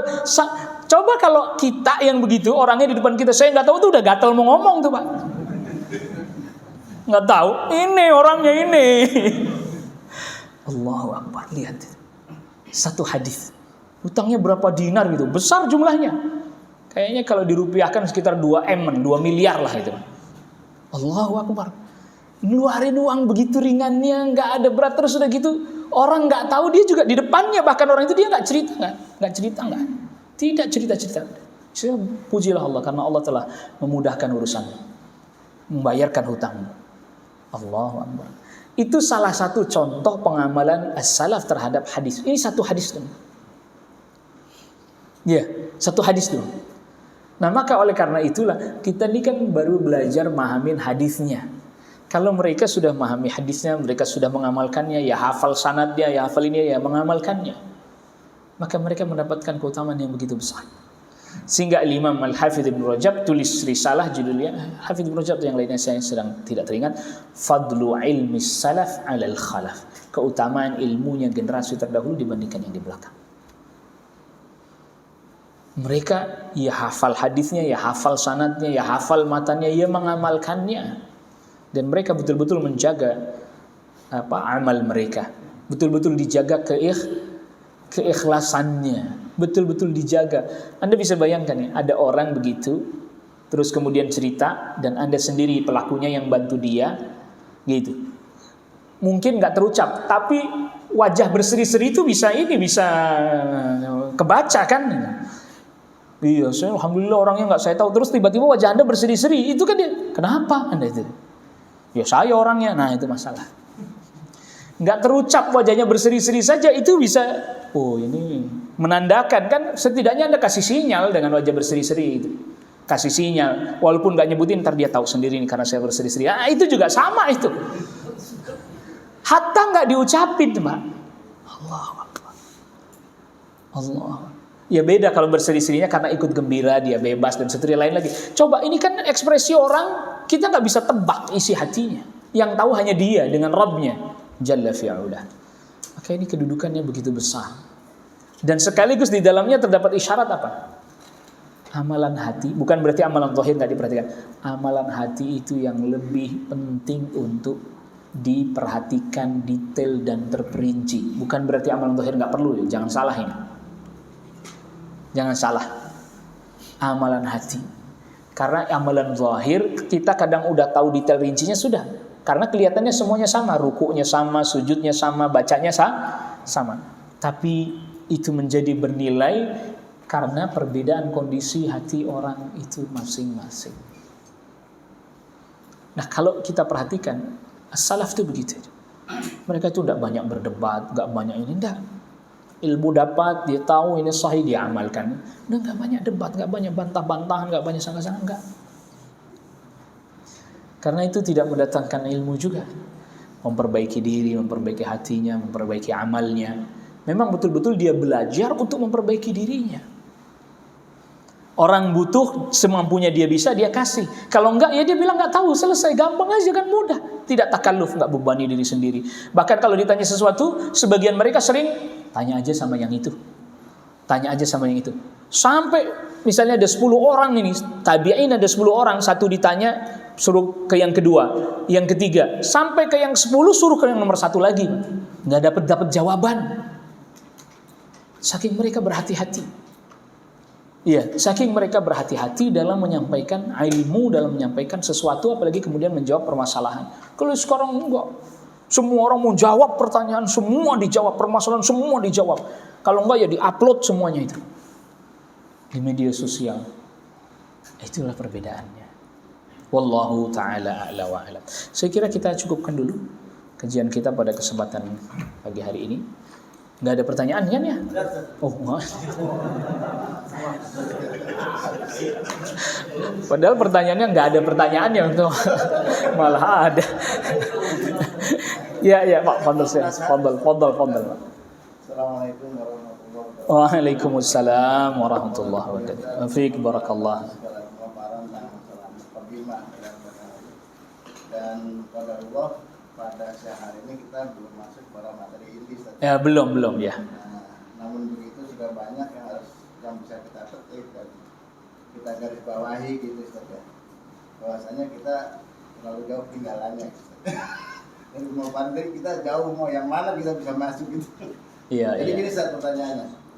Jadi setiap kita mengikuti dalam ceramah-ceramah agama itu hampir semua satu menekankan untuk murojaah kembali dan setidaknya menghafal gitu saja. Jadi apa pelajaran yang ada biar membekas dan bisa mengamalkan kan. Nah yang misalnya kan gini sekarang kita hari ketika juga menghafal hadisnya kan. Iya. Ketika kita belajar taksin misalnya kita juga untuk kaidah dihafalkan juga menghafal juga masalah ayat-ayat. Ayatnya dihafal ya. Kemudian kita belajar tauhid lagi menekankan juga seperti itu kan. Iya. Bahasa Arab begitu juga. Iya. Kita butuh semuanya itu waktu-waktu yang untuk menghafal mengulang kembali. Nah pertanyaannya kalau untuk seperti bapak-bapak gini ini maksudnya usianya kan sudah susah nih Ustaz ya kalau untuk ini. Kira-kira ada nggak sih sebenarnya skala prioritas ada kata kita yang lebih utama ini begitu ada nggak Ustaz? Ya, baik. Jadi pertama yang jadi skala prioritas wallahu a'lam menghafalkan ayat-ayat Al-Qur'an. Satu. Yang kedua menghafalkan hadis Al-Arba'in. Udah. Kalau ditanya skala prioritas, belajar bahasa Arab itu faham, ngerti. Begitu juga misalnya kaidah-kaidah tajwid, dia faham bisa nerapkan, udah. Walaupun dia nggak hafal matan Tuhfatul Atfal misalnya. Bapak-bapak suruh ngapalin Tuhfatul Atfal, Pak. Apalagi sampai muqaddimahnya Jazariyah ya. Pokoknya dia bacanya bener nih, tajwidnya bener, hukumnya bener, makharijul hurufnya pas, sudah cukup. Begitu juga sama bahasa Arab. Bahasa Arab Pak, ngapalin apa? Kaidah, nahwu, shorof. Itu. Yang muda aja bingung puyeng. Iya. Karena belum nikah Ustaz. Iya, gitu kan pusing. Jadi gimana? Faham. Jadi nanti makanya ada sekarang kan berbagai macam metode ya. Ada berbagai macam metode. Saya ada majelis bahasa Arab itu sampai sekarang karena pandemi online ya. Karena pandemi online. Itu pakai rumus dilarang menghafal. Hanya mengingat. Apa bedanya? Kalau Anda ngafal kan ngafalin teksnya ya, lafadznya. Ini enggak ngafalin mengingat pola-polanya. Oh kalau ini polanya ini begini gitu. Gitu. Ya masing-masing punya metodenya sendiri. Tapi kalau bicara prioritas ya ayat dan hadis. Ya arba'in lah setidaknya arba'in. Begitu. Kan tadi yang ditanyakan kan prioritas. Yang ditanya apa? Prioritas. Yang prioritas itu karena yang lain pendukung, Pak. Belajar tajwid kan pendukung agar baca Qur'annya benar. Belajar bahasa Arab agar setidaknya apa yang kita hafalkan dari ayat dan hadis kita faham maknanya. Maka yang jadi prioritas ngafalin Al-Quran, ayat-ayat Al-Quran dan menghafalkan hadis-hadisnya arba'in. Jangan Sahih Bukhari langsung, jangan. Tidak sanggup. Langsung ngafalin Sahih Bukhari ini. Begitu ya Pak, itu yang prioritas. Wallahu a'lam. Ya Pak, silakan Pak, fadhal Pak. Ustaz, maaf bertanya tentang hadis arba'in. Salat berjamaah 40 kali di Masjid Nabawi itu gimana Ustaz? Oh, itu hadis salat arba'in lah ya, yang di Masjid Nabawi. Para ulama fatwakan ini hadisnya tidak kuat Pak. Tapi bukan berarti nggak boleh salat jamaah, enggak. Bukan, dianjurkan salat berjamaah di Masjid Nabawi berdasarkan hadis yang sahih. Salatun fi masjidi hadza khairun min alfi salatin. Salat di masjidku ini, Masjid Nabawi, lebih baik daripada 1000 kali salat di masjid yang lain kecuali Masjidil Haram. Itu hadis sahihnya itu. Tidak mesti harus selama 40 kali ya. Ya atau 40 waktu gitu ya. 40 waktu tidak mesti harus seperti itu. Kan kadang orang mungkin lagi ada keperluan, dia lagi pergi kemana, akhirnya tidak salat jamaah di situ. Tetapi tadi yang hadis yang sahih adalah salat di masjidku ini, itu Masjid Nabawi, lebih baik daripada 1000 kali salat. Ya kecuali di Masjidil Haram karena lebih tinggi lagi kedudukannya. Wallahu taala a'lam. Hadisnya gimana Ustaz? Iya tidak sahih ya Pak. Hadisnya tidak sahih ya. Jadi tidak bisa dijadikan untuk keutamaan amal. Cukup dengan hadis yang sahih tadi ya. Jadi hadis keutamaan contoh tadi, sholat di Masjid Nabawi pahalanya harus kita kasih penjelasan. Pahalanya seperti orang 1000 kali sholat di masjid yang lain selain Masjidil Haram. Bukan berarti itu menggantikan 1000 kali sholat. Nah ini nih. Ya, lain aja. Bukan menggantikan 1000 kali sholat. Berarti kalau umpamanya selama 40 waktu kali 1000, 40.000 pulang dari haji nggak sholat lagi. Ya itu yang karena difahaminya menggantikan. Padahal bukan menggantikan ya Pak. Bukan menggantikan. Saya mah udah banyak pahalanya. Jadi apa? Nggak usah sholat lagi. Pulang-pulang haji udah kagak sholat malahan. Kenapa? Pahala saya udah banyak, 40.000 katanya. Coba berapa kali sholat tuh 40.000 gitu. Itu pahala, bukan. Hampir dengan sama Lailatul Qadar itu. Iya itu. Jadi pahalanya betul. Pahalanya seperti orang beribadah 1000 bulan. Bukan berarti menggantikan ibadah selama lain. Jadi perlu kita ketahui ini. Kenapa hadis tentang keutamaan pun yang lebih kuat itu harus sahih? Karena keutamaan-keutamaan yang Allah Rabbul Alamin berikan kepada umat ini itu untuk mengejar tanda kutip ketertinggalan dari umat-umat terdahulu. Mengejar pahala maksudnya Pak. Jadi dia dengan amal yang sedikit pahalanya bisa mengungguli umat yang terdahulu. Kenapa demikian? Sebab umat Nabi sallallahu alaihi wasallam satu, umur pendek. Iya kan? Dua, badan ya. Saya mau nyebutnya agak susah ini. Takut dianggap ini sensitif ini, main fisik katanya. Ya tahulah sama-sama gitu kan. Tenaga juga Pak jauh berkurang. Makan oke lah kenceng gitu ya. Tapi sekenceng-kencengnya Pak, sekuat-kuatnya orang hari ini makan gak akan nandingi orang terdahulu Pak. Yang tingginya sampai kalau Nabi Adam 30-an meter. 30 meter Nabi Adam. Makanya gak perlu kendaraan Pak. Gak ada pabrik mobil, motor gak perlu. Makanya yang kemarin itu katanya ada sepedanya Nabi Adam itu bohong tuh, gak bener itu. Ini ada orang berangkat umroh haji, sepedanya Nabi Adam gede gitu. Ini lebih gedean orangnya daripada sepedanya itu Pak. Kemana-mana jauh lebih besar lagi, berlipat-lipat 30 meter Pak. Katanya ini Brontosaurus itu adalah salah satu jenis dinosaurus paling besar, sekitar tingginya 12 meter. Nabi Adam berapa tadi? Lah kan baru segininya nih. Kayak kambing aja berarti itu Brontosaurus Pak. Iya kayak kambing aja digulingin sembelih itu. Belum ada apa-apanya. Ini makin menyusut berkurang tuh. Umurnya makin pendek. Kita berbangga dong ya dapat istimewa. Nah, keistimewaannya dari sisi amal itu makanya itu Pak. Amalnya, makanya tadi misalnya orang beribadah pada 10 malam terakhir bulan Ramadan, akhirnya kemudian kan Allah lipat gandakan pahalanya seperti 1000 bulan. 1000 bulan itu 83 tahun sekian bulan lah ya. Satu kali, misalnya kita dapatkan beberapa kali Lailatul Qadar, misalnya 10 kali aja, itu kan udah 830-an tahun. Iya, umat terdahulu 1000 usianya. Kalau kita suruh ngejar dengan kekuatan kita, bentuk ibadah fisik, gak kekejar. Maka itu awal mulanya bukan berarti Allah tidak tahu. Allah Rabbul Alamin Maha tahu. Tapi Allah Rabbul Alamin hendak menampakkan keutamaan Nabi sallallahu alaihi wasallam. Makanya awal mulanya sholatnya 50 waktu sehari semalam. Untuk ngejar itu Pak. Kita kalau ngelawan orang terdahulu ibadah ya gak kekejar. Kalau cuma 5 kali pakai bolong-bolong lagi. Udah cuma 5 kali bolong-bolong, bagaimana 50 ini urusannya. Baru mau makan Allahu Akbar salat. Selesai salat baru mau rebahan Allahu Akbar salat. Gitu. Maka itu karena ada keutamaan yang besar, maka dijadikan 5, tapi pahalanya seperti 5 50 tuh.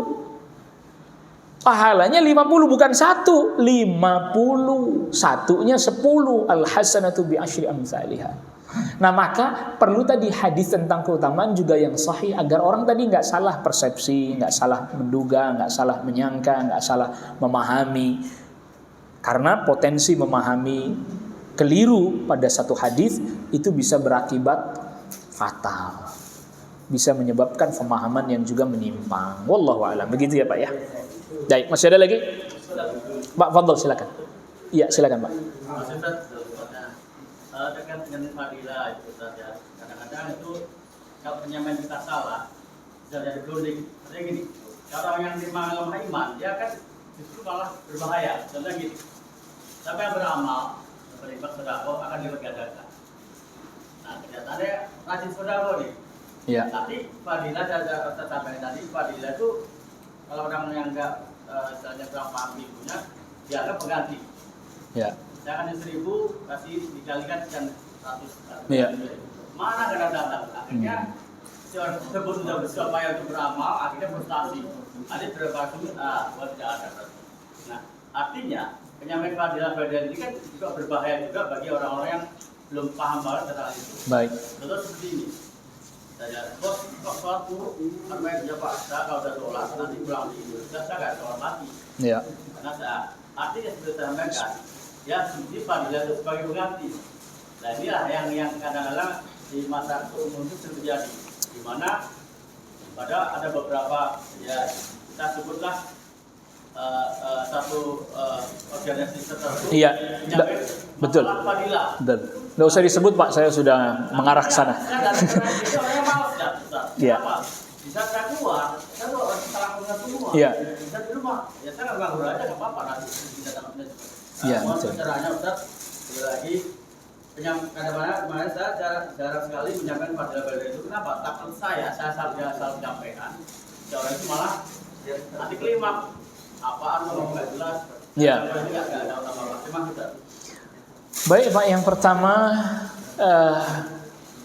dari faktor tadi kita sudah singgung ya. Pokoknya kalau hadis tentang fadailnya itu sahih, kita bisa sampaikan karena dia sahih, satu poin. Kedua, yang menyampaikan betul-betul harus paham betul. Ini faktor yang terpenting kedua. Baru yang ketiga, audiensnya. Tetapi wallahu alam, faktor yang paling penting itu adalah penyampainya.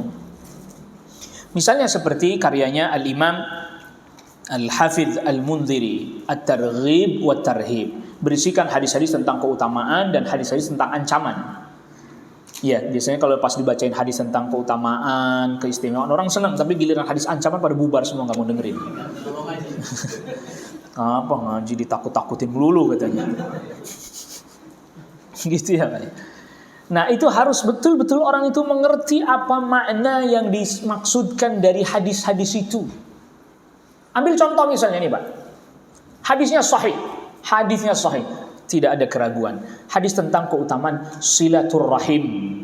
Man ahabba ayyusatalau fi rizqihi wa yusa'lau fi atharihi falyasil rahimah. Siapa orang yang dia mau dilapangkan rizkinya, dipanjangkan umurnya, apa? Silaturahim. Ini, Pak, ini hadis mengandung beberapa poin yang harus diurai dengan benar. Yang pertama, silaturahim itu apa maknanya? Bagaimana wujudnya? Ini satu nih. Ini banyak trouble di sini. Baru-baru ini belum keutamaan. Ini aja baru trouble. Karena silaturahim yang dimaksud di dalam hadis adalah menjaga hubungan orang-orang yang mempunyai hubungan darah kekerabatan. Itu satu. Itu aja banyak problem tuh. Orang memahaminya teman sekampung, warga RT silaturahim. Alumni ya kan? Reunian ya. Reunian silaturahim alumni gitu. Ini pun sudah ada permasalahan. Satu. Yang kedua, Rasul sallallahu alaihi wasallam sabdakan dilapangkan rizkinya. Hadisnya nyebutin rizki loh, Pak. Bukan material, karena rizki itu bisa berupa material, Oh, kita aja yang salah persepsinya, udah mempersepsikan kalau rizki material, salah sendiri Anda. Anda yang salah bukan hadisnya. Makanya yang nyampeinnya perlu detail. Yang menyampaikannya perlu rinci. Yang denger, oh yang dimaksud rizki itu banyak. Sehat badannya. Rizki bukan itu. Cuman orang udah terlanjur itu rizki itu. Coba kalau kita ngomong lapang rizkinya, tanya yang terbersit di benaknya apa? Ya itu yang kan yang keliru dia, harus diluruskan ini. Duit lah itu paling terang benderang, duit, banyak duitnya Pak Ustadz. Gitu. Kan berarti maknain rizkinya Pak yang tidak tepat. Baru selanjutnya panjang umurnya tuh juga. Panjang umur apa? Emang bener-bener umurnya panjang, padahal umatnya Nabi udah dibatasin paling cuma 60. Oh kan Nabi sendiri yang sabdakan itu. Tapi makanya diantara para ulama nanti ada yang memaknai panjang umurnya artinya dia selalu disebut kebaikan-kebaikannya walaupun sudah wafat seolah-olah masih hidup. Nah itu. Jadi memahami itu penjelasannya memang ya nggak mudah Pak. Jadi orang menyampaikan sesuatu itu tidak mudah karena itu butuhnya ilmu. Iya, saya bukan berarti merendahkan, bukan. Misal contoh di satu masjid ya. Ada setiap habis salat fardu dibacakan Riyadhus Shalihin, misalnya hadis Riyadhus Shalihin. Hadis nomor sekian, hanya begini terjemahnya demikian. Udah tutup. Enggak paham, Pak. Enggak paham. Yang ada malah bingung nih, apa sih ini tadi barusan? Serius itu. Bahkan bisa menimbulkan potensi salah paham karena dibacain cuma terjemahnya aja. Nah yang bacain ditanya apa maksudnya? Nggak ngerti, saya cuma bacain doang kan. Ya sebagaimana tadi hadis innamal a'malu binniyat misalnya, itu banyak sekali maknunat atau makna-makna yang tersembunyi dan terkandung di dalam hadis itu. Yang itu butuh dikeluarkan sehingga orang oh itu maksudnya, butuh dijabarkan oh itu maksudnya. Sehingga terkadang satu hadis itu kita butuh waktu lama, satu hadis. Muqaddimah aja tadi 1 jam. Muqaddimah doang, belum bahas hadisnya. Itu pun saja kita udah ringkas, udah cepet-cepet buru-buru. Pengen pulang. Bagaimana kalau seandainya itu dibahas detail panjang lebar? Karena tadi butuh orang faham. Maka oleh karena itu, nah ini juga ya. Maka tadi kan saya sudah isyaratkan, kalau untuk bapak-bapak yang usia sudah itu hafalannya ayat dikit-dikit aja, hadis gitu ya, satu persatu pelan-pelan gitu. Nah, jangan hafalin semuanya. Yang lainnya bagaimana Anda bisa paham mendukung itu pemahamannya. Makanya tadi kan salah. Ayat siapa orang yang berinfak di jalan Allah maka seperti satu benih. Yang benih itu menumbuhkan 7 tangkai. Setiap tangkainya ada ya 100, 1000 dan seterusnya. 7.000. Dari 1 jadi 7.000. Bahkan di ujungnya Allah lipat gandakan lebih lagi. Waduh.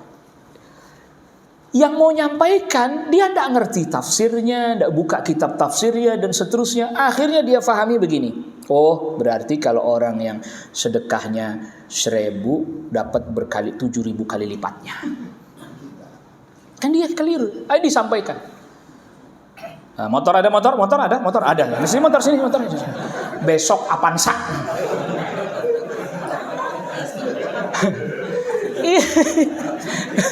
Maka kan saya bilang udah nggak usah disebut bang, nggak usah disebut.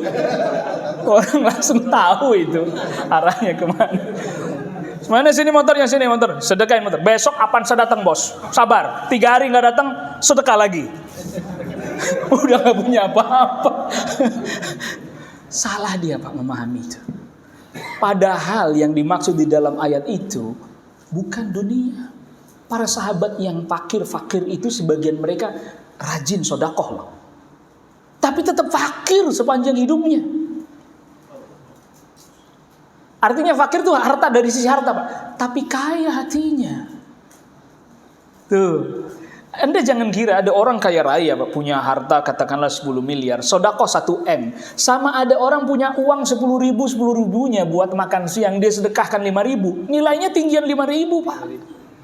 Kenapa? Ini aduh Ustaz bener-bener nih ngurangin jatah makan siang saya nih. Kalau yang uangnya 10 miliar hilang 1 M, enteng, masih sisanya masih banyak. Begitu, Pak.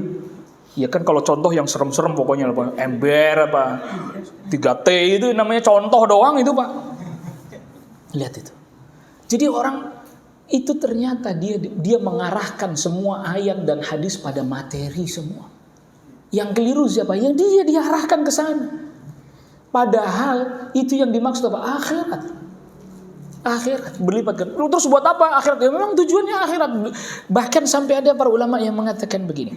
Kenapa Allah tunda sebagian pahala? Bahkan hampir seluruh pahala ditunda, nggak diberi di sini semua tadi yang 7.000, 700.000 bang. Kenapa? Kalau semua orang begitu nggak muat ini, Pak. Dunia ini nggak muat, nggak nampung. 2 rakaat sebelum subuh apa? Mau ditaruh di mana? Ayo coba, mau taruh di mana tuh dunia seisinya, Pak?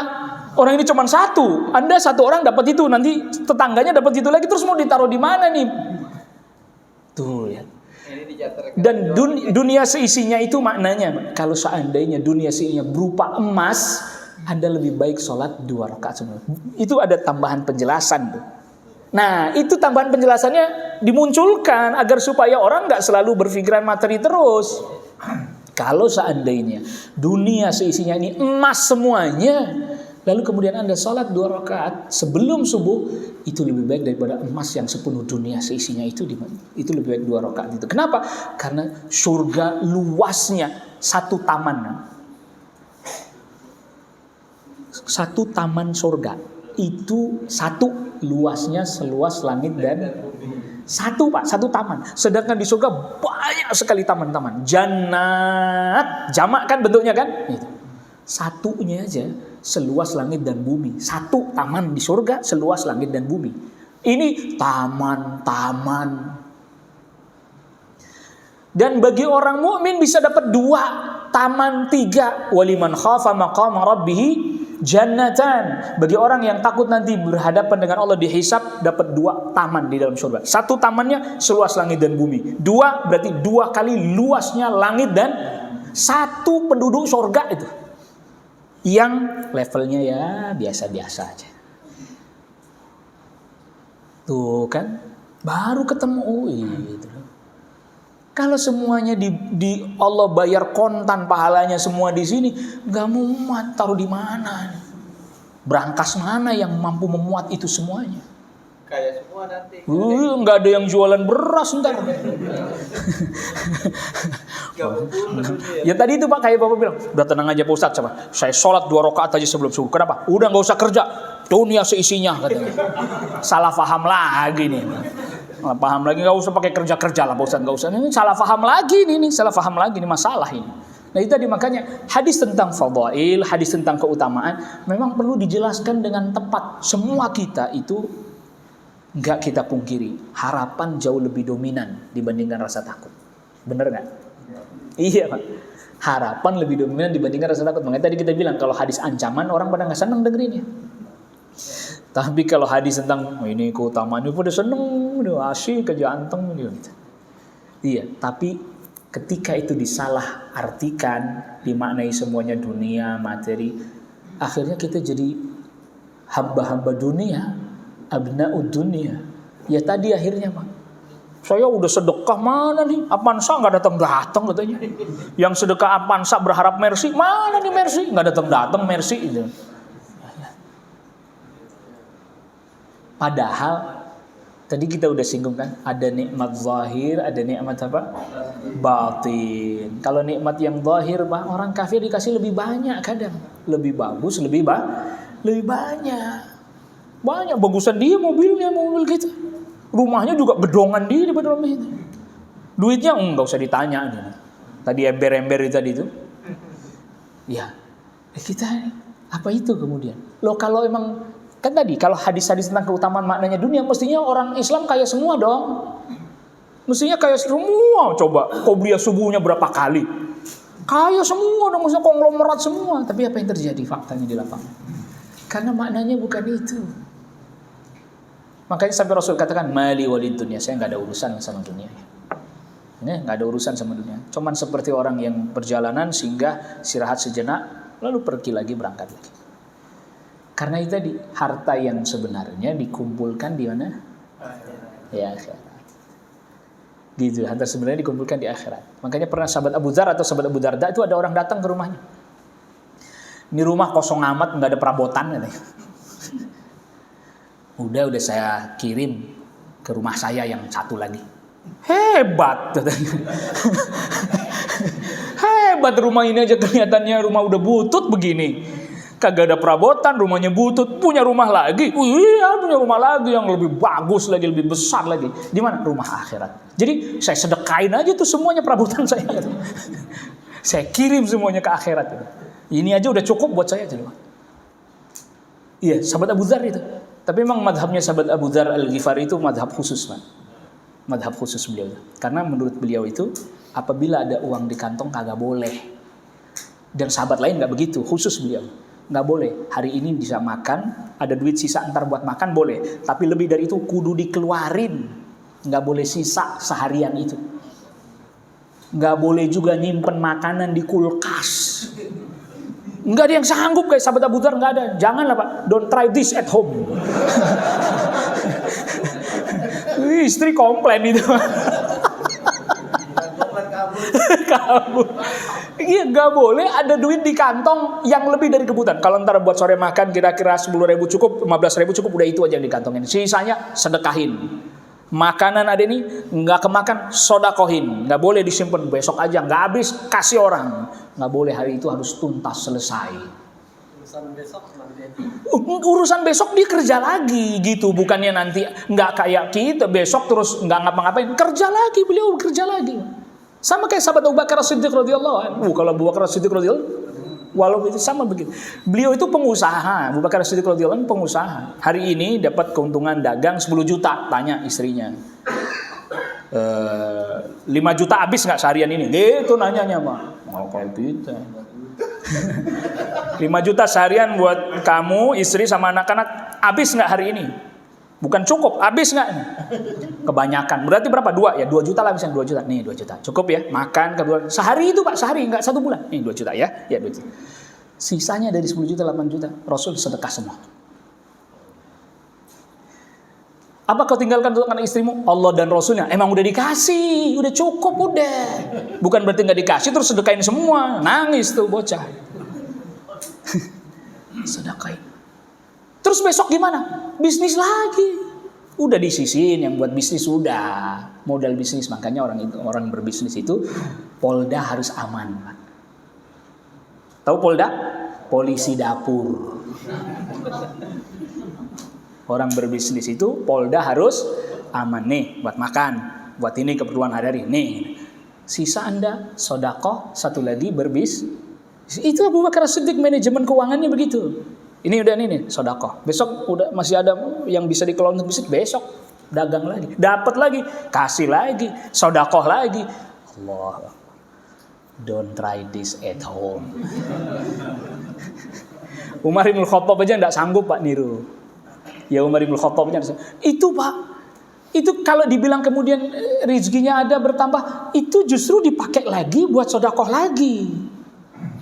Jadi pola hidupnya para sahabat itu cara hidup mereka, kebutuhan hidup mereka tetap. Penghasilan mereka yang meningkat, sedekahnya yang meningkat. Sebagian kita enggak. Cara hidup kita, penghasilan naik juga. Dinaikin sendiri sama dia, gaya hidupnya dia naikin sendiri, Pak. Bukan kebutuhannya sebenarnya tetap, gaya hidupnya dinaikin. Penghasilannya naik, gaya hidupnya naik. Ya nggak pernah bisa sedekah. Kadang penghasilannya 10, gaya hidupnya naik 15, kredit ngutang. Habis pusing, sedekah enggak, ini enggak, apa enggak, Ustaz boro-boro sedekah Pak Ustaz, saya aja kurang. Sebenarnya enggak kurang. Dia sendiri menaikkan gaya. Para sahabat itu cara hidupnya, gaya hidupnya enggak berubah, Pak. Dari penghasilan di bawah sampai penghasilan tinggi, dia tetap aja segitu.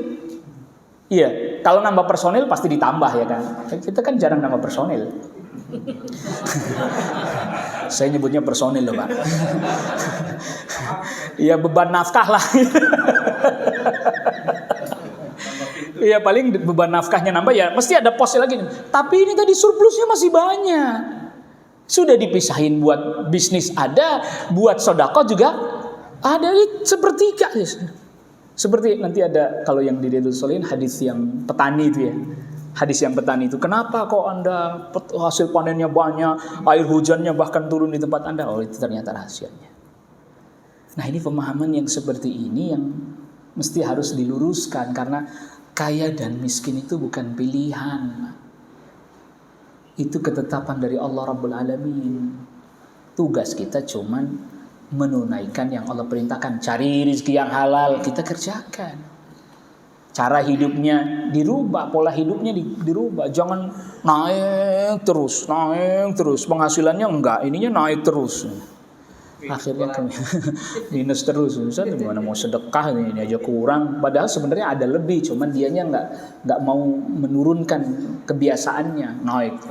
Pengen yang bagus, HP-nya ganti lagi, ini ganti lagi, motornya pengen yang lebih bagus lagi, lebih canggih lagi. Udah, ngutang terus Pak akhirnya. Dan kita emang sengaja dipola seperti itu. Akhirnya nggak ada surplusnya, minus terus. Nauzubillah, nasallallahu alaihi wasallam. Wallahu a'lam. Ini yang bisa kita bahas pada pertemuan kita kali ini. Subhanakallah bihamdik, asyhadu an la ilaha illa anta astaghfiruka wa atubu ilaik. Assalamualaikum warahmatullahi wabarakatuh.